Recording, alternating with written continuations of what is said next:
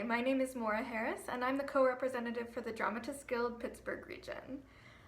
You're watching In Their Own Voices, a collaboration between City Theatre Company and the Dramatists Guild, Pittsburgh Region, where we're showcasing local playwrights reading their own words in their own voices.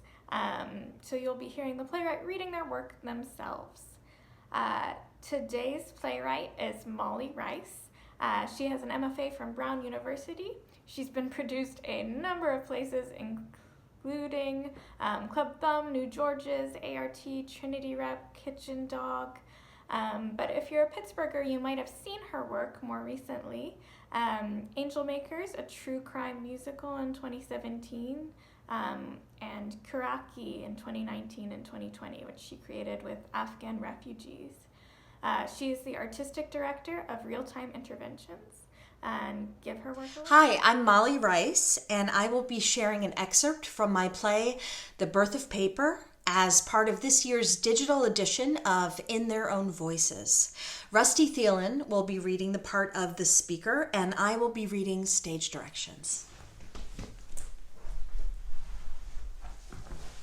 Lights up on speaker. Performing in a small theater for an audience in a city far away from the playwright. Hello. It's okay. You can say hello back if you want. Hello. Speaker pauses for audience response.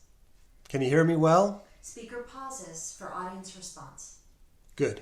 See, I like the way you did that. Not everyone had to answer. You're taking care of each other. That's a good beginning. I'm glad you're here. And first of all, you don't have to do anything you don't want to. Not like I have to tell you that. But there may be things that he suggests that you just want to skip over. And you can. Well, there's no way I'll ever know what you participate in and what you don't. The people around you who are more comfortable doing certain things will carry you through those things by proxy. And there'll be other things you can carry them through by taking over for them. Is there enough light in here? Can you see him? If you can't, just tell him to find his light. Also, if you're too hot or too cold, just let him know. He can probably fix it. The thing is, I have never been here. I mean, I've been to the city before, once when I was 16, but never to the place you're sitting in, never this space. I have this picture in my head of what it looks like, though. Would you like to see an approximation of what I think it looks like? If the audience says yes, the speaker opens a big envelope next to him, pulls out a picture, and shows it to the audience. Am I close? Yes or no? Speaker records on a flip chart how many people said yes and how many said no. Thank you. Good. I can't wait to see if I was right. So, let's continue. As you might have guessed from this title, this piece is about paper. So could we all pause for a moment and think about it? Paper, a single blank sheet. Ready? Now.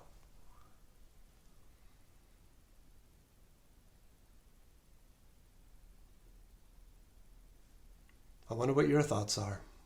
My first thought is simple. I love paper. It's touching.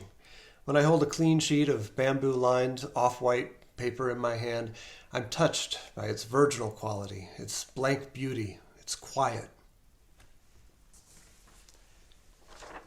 It seems to look back at me soberly, calmly, almost gravely.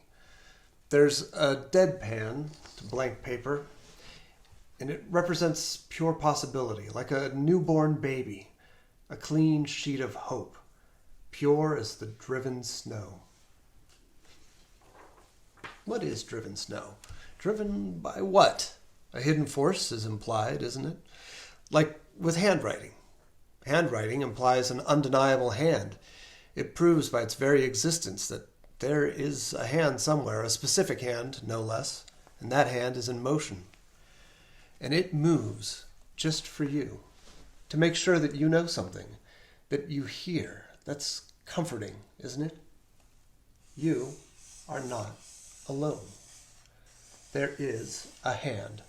My hand, for example, right now, is moving just for you. Which brings us to my first of 3 requests. Let's not lose the mail. Because the mail guides these delicious things, paper, writing, ink, into our homes, into our very hands. Let's not let it go. We've lost so much already. The real mail, the tangible mail, paper and writing and ink, the trinity of the slow post. Paper, writing, ink. It's comforting. Don't we all need all the comfort that we can get? How many of you agree to keep the mail alive? Before you answer, this will take effort on your part. You will have to write a letter or two. You'll have to help feed the mail yourself if we're going to keep it alive. So how many of you agree to keep the mail alive? Speaker writes on the flip chart, X number of people here agree to feed the mail. Thank you. By the way, does anyone here know how small the smallest thing is that you can send in the mail? I was wondering if you could send a postage stamp with an address written on the back of it, so I called the post office. You know what they said? Did you think it would be smaller? Nope. If it's smaller than this, they attach it to something bigger. Talking about driven snow a minute ago got me thinking about where you are again. Is it snowing? What is the weather like there? If the audience answers, speaker records their comments on the flip chart. It doesn't snow where I am. I have seen snow a total of 2 times in my life. I have played in it once.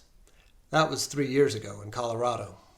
What would you think if I showed you a picture of me in the snow? Is it too early in our acquaintance? Would you like to see a picture? If the audience says yes, the speaker pulls from the envelope a picture of the writer in the snow and shows it to the audience.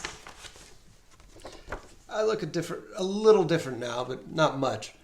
I cut my hair, but I'm growing it out again. My face doesn't usually look that puffy either, I don't think. But I don't think of me this way. Because, like I said, it's rare for me to be in so much snow. I remember when that picture was taken, I felt so small, like a tiny smudge of life in a huge blank world of pure white. Made me a little panicky, to tell the truth. No, right now, at this moment, I am in my house, my home. Would you like to see me in my home? If the audience says yes, the speaker pulls from the envelope a picture of the writer at her house and shows it to the audience. My house is in the pine woods. In the pines, where the sun never shines. That's not true. I was just quoting. The sun shines a lot. But when it's cold, which is rare, under the cold there's this kind of moistness all the time. A kind of living feeling in the air and the earth. It's not imaginary. I'm really not just trying to sound like a writer. It's there in all the cold snaps down there. Like a ghost, a sort of dim exhale. If I were a Native American, I would probably have a word for that warm, moist shadow waiting. But I'm white, so I don't. My house also has a signature blend of sounds around it. They are the constant. Birds and pine trees whispering, and always the faint highway behind it all. Would you like to hear it? If audience says yes, speaker gets CD out and hands it to the booth to play. Now remember, it's about 82 degrees tonight, and there's that moist shadow we talked about. Close your eyes and see if you can feel it. Or look at the picture. Try to get the full effect. This is what I hear as I write these words to you. This is what you're hearing at this moment. This is what I hear now as I sit in my house tonight, as you sit in the dark. It's almost like being together.